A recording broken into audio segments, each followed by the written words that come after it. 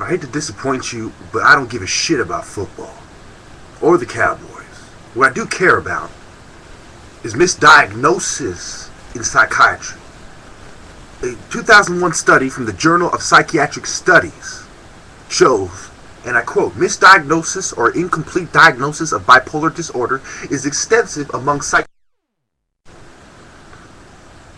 And it goes on to say, psychiatrists who reconsider diagnosis in overlapping areas of bipolar depression, major depression, and other disorders are more likely to make correct diagnosis.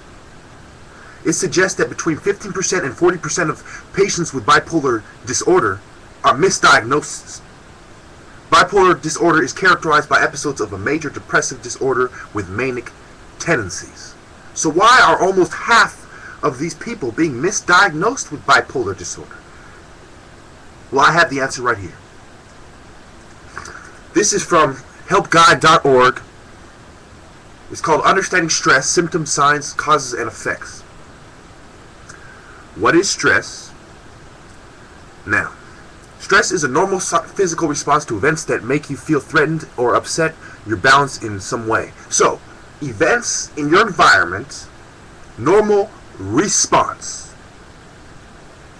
The body's defenses kick into high gear in a rapid automatic process known as the fight or flight reaction, or the stress response.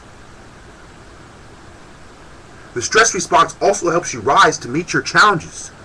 It goes on to say that the warnings and symptoms of stress are as follows.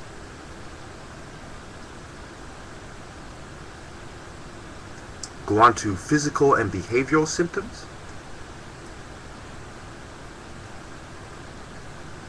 Okay, and I'll read them for you.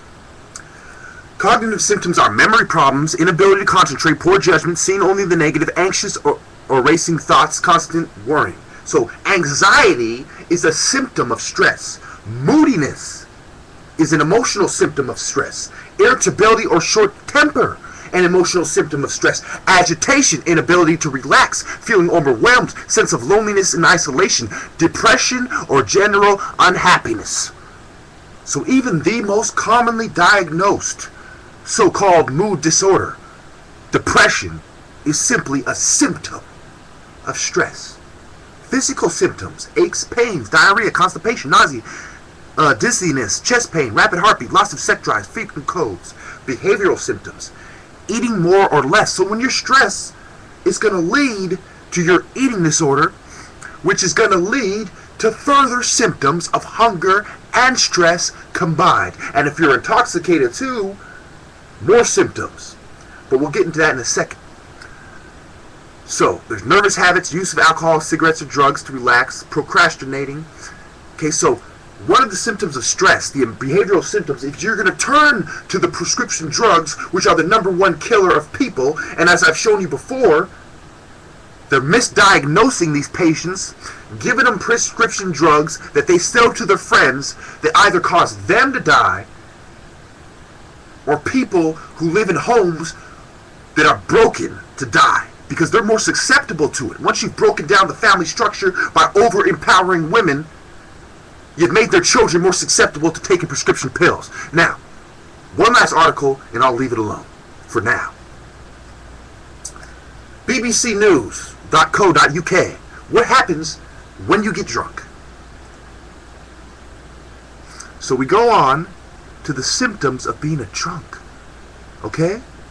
The symptoms of being drunk, such as disturbed balance, slurred speech, blurred vision, heavy sweating, dulling of our sensation of pain. Okay?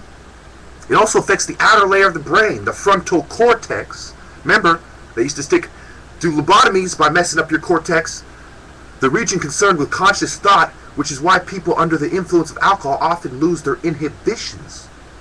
So, they lose their conscious thought, they lose their inhibition, they get misdiagnosed, whether they're a child, a young adult, or an older adult. They're misdiagnosed, they're given this dangerous prescription pill that kills people, and if they don't take it, there's a good chance that they'll sell it to somebody who will, and who will end up dying because of it. Fuck football. Let's end psychiatry and save our kids. Because our kids are victims of football too. How many spine injuries? How many deaths every year? But I'm not going to get into that because this is about psychiatry. So stop being a dumb, knucklehead football player and football fan and a drunk idiot who's trying to avoid their stress and nutrition, because you are susceptible to this too. Because you acting out because your favorite football team lost might lead you to being in an institution. You acting out because you're drunk because your favorite football team won might lead you to being in an institution. You stressed out and lack of nutrition might lead you to being in an institution. Don't let them fool you. Don't let them drug you. They are sinners. They work with their devil. And just like Bernanke, just like Petraeus and Panetta, they are parasitic filth. Greedy hogs.